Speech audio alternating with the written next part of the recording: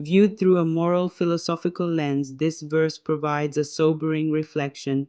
Whosoever committeth sin transgresseth also the law, for sin is the transgression of the law. 1 John 3:4.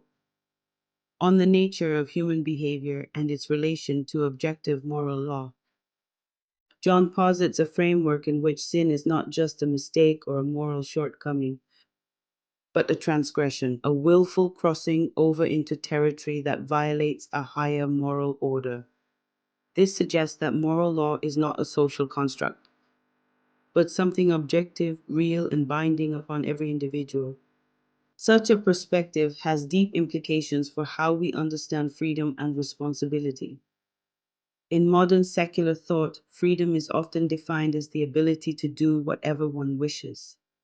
But John presents a contrary vision. True freedom lies in obedience to God's law, and sin, far from being an expression of freedom, is actually a form of bondage, lawlessness, that leads to inner and outer chaos. The Greek word for lawlessness, anomia, used here implies a rejection of rightful authority, a disregard for order, and an embrace of moral anarchy. This framing invites reflection on the consequences of sin in personal life and society.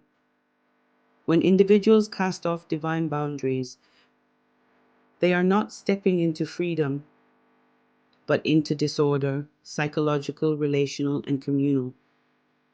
The law is not an enemy of human flourishing, but its guide.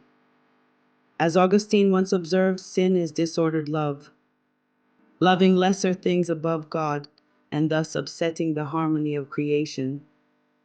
John reminds us that to sin is not simply to err, it is to misalign ourselves with the very fabric of God's design, and in doing so, we harm ourselves and others.